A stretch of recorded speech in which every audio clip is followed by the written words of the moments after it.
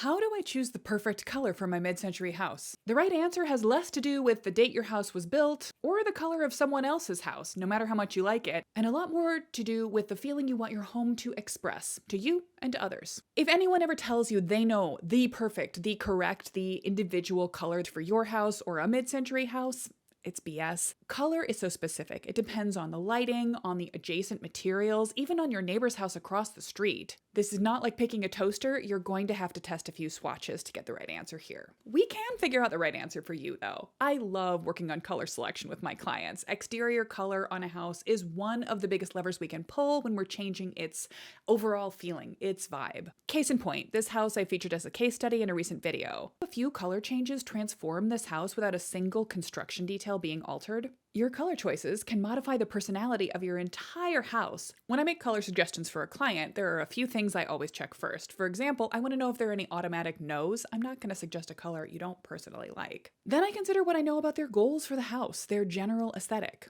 Are they looking to signal something contemporary but mid-century respectful? Throwback to the glory days of high mid-century modern? Something granny style cute, or something effortlessly timeless? If you've been cycling through options and feeling like nothing's the right answer, keep listening. We're going to workshop the best options for houses where siding is the main detail, and houses with accents of red brick, cream brick, or various types of stone or concrete, and what to do if your house is almost entirely stone or brick. There's an answer for you too. I'm going to be covering ground quickly today, so if you want to see any of this more slowly, or if you would just like this confirmed in written form, I've put it all together in a handy PDF guide for you. Grab it for free right here. We are not talking about how to paint your mid-century brick or stone. Please do not ever paint mid-century brick or stone. It does not need to be painted. It should not be painted. And that's probably a topic I could discuss at length in an entirely separate video, but for the purposes of right now, one, aesthetics. Mid-century is all about the honest expression of materials. It's about seeing structure, it's about seeing wood grain, it's about seeing brick or stone as they are. Covering them with paint, not the vibe. Two, there is the trendiness.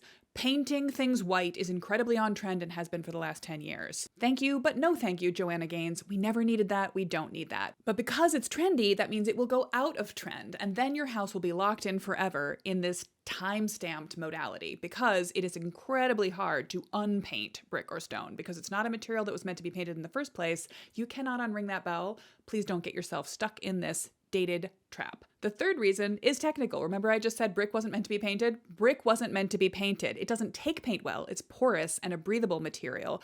It also means that if you do successfully paint it, if you create a seal layer on the outside of your brick, you have trapped moisture inside your house. This can create mold problems and eventually even structural problems. It can certainly cause the paint to perform badly, which means it's going to spall. That means either the paint will flake off and fall off, or the paint and chunks of the actual brick or stone will flake off and fall off. It's going to look like crap. And fourth reason is anything painted needs to be repainted eventually. You've just created a maintenance cycle on a previously no maintenance material. 4 solid reasons to please never paint your brick. Please never paint your brick. If you're reaching for the keyboard to comment and tell me right now that your brick is already painted, first, I am so sincerely sorry to hear that. Second, yes, there are some success stories of unpainting brick. It is a journey. I am not the ideal leader of that journey, but I can point you to some resources where you can find help or inspiration. And also, please just let people know how hard it is if you've tried to unpaint brick so that other people will not make the same mistake. Thank you for your service. So let's talk about some of the key questions to ask yourself before you even get into the question of color selection. We're going to follow a modified version of the master plan method: dream, discover, distill, draft, and develop. So the first questions we're going to ask are in the dreaming mode. What is the feeling you want your home to create? Is it chic or subtle? Does it stand out or blend in? Knowing whether you want your house to be a beacon or a little retreat will affect the color choices that are right for you as well as for your house. Then discovery. You're going to take stock of what are the existing conditions around your house. Do you have brick, stone, unpainted areas of wood? Do you have multiple angles or styles of siding to deal with? Do you have your original windows with wood frames and wood trim, so you have the ability to modify that color-wise? Or do you have replacement windows with metal edge trim that's going to be a little bit more of a hassle to paint? What are the surrounding materials around your house? Woods, open area? Do you have big sky vistas? What are the colors of your neighbors' houses? This does actually matter. Then on to questions about distill. At the end of the day, this is about your personal preferences, and it's never going to be the wrong choice to paint your house your own favorite color. If it makes you happy, it can be the right answer. This is where we can take examples from around the world. If you've seen a house on my Instagram page or in your neighborhood, if there's a mid-century product you already like that is a color you admire, let it be simple. Once you've anchored your overall decision in a starting point of some example, color, or color range, everything else will become easier. At the point of draft, this is where the rubber meets the road, or more accurately, where you're going to start bringing home samples and where you're going to get out a paintbrush and a bunch of quartz and test colors on your house itself. If that scares you, you can paint color samples onto 2 foot by 4 foot pieces of tag board and place them around the house at different angles. But the point here is,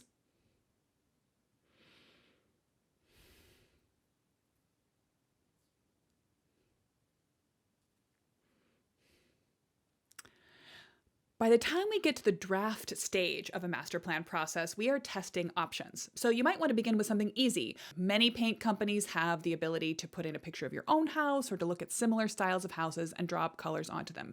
Digital exploration is fine at first, but in the end, you're going to bring this into real-world experimentation. Do not choose a final paint color for your house without having seen that color on your house in daylight, in shadow, and in sun, on the sunny side of the house, on the front, on the side, on the back. Do not be afraid to test swatches in real life. Make those swatches big. And if you're afraid to paint on the house, you don't trust your own skill, or you don't want to modify something yet, get a piece of tag board and paint the largest sample you can to carry around the house and look at in different lights and different conditions. As always, the develop stage is ongoing, so this is where you pull it all together. Once you've chosen an overall siding color that works well with your house, with your masonry, with your other adjacent features, you can start to tune the other details to follow along with that main color choice. This might mean choosing the accent color for your front door if it's not already locked down, choosing metals that are going to show up on mailboxes, house numbers, and light fixtures, and other features that all add up to your overall material palette for the exterior of the house. So what about matching your house to that house you saw on the internet, that house you saw in your neighborhood? Shouldn't you just knock on your neighbor's door and ask them what color code from your local paint store that particular house is? Nope. Now, I will tell people that I painted my house Gropius Gray, only because it's a local color from a local company. Hallman Lindsay is a Wisconsin-based paint company. Hey, I see you. I love you. You're great. And I also really like the name. If you're coming down to it and you've got two equally good colors that are super close and both of them kind of work and you decide which one based on the name, I will never fault you for that decision. I definitely picked that gray over a slightly different gray that also worked because I liked the name. But you don't want to choose the exact same color that even your across the street neighbor chose for their house. Maybe particularly your across the street neighbor, and not just because, even though imitation is the sincerest form of flattery, you'd be looking like kind of a copycat. It also wouldn't work the same way. Their house has different sun conditions than yours does, and the way a color performs in different light conditions and with different surrounding materials can be dramatically different. I'm not saying you can't find inspiration around you. Of course you can. If you see a house in a picture online or in the real world that you like, carry the idea of that with you to the paint store, get 10 to 20 color cards that seem similar, bring them home, put them up against your house, and see how they work. Once you see those colors painted in large fields in real life, you'll know whether they work or not, and you can choose the overall house color and get to painting. Or, hire someone to do it. If your mid-century house is primarily siding, it doesn't have a lot of other decorative details, then you've got a lot of field to work with for colors. The color choice in this case might be the most interesting thing about the house. This is one place where you might want to play with more than one color. You might think about focusing attention on one particular part of the house with a color-blocked area. For example, you might want to highlight the area around the social space of the house, around a big picture window close to the front door, with a color that's a little brighter or stands out a little more, and then use a color that recedes more for the rest of the house. A lot of people come to talk to me about the fact that they are concerned about some masonry element on their house, something brick or stone that they don't love. Don't give up on it until you've tried other color materials around it. If you feel like your brick is too dark, too light, too pink, too yellow, you may be able to affect the overall feeling of that by tuning it, surrounding it with the right choice of siding paint color. Let's talk about a couple of color options that I always like to suggest for a red brick house. I'm wearing green for a reason today. Olive green is one of my sort of low-key favorite mid-century unexpected house colors.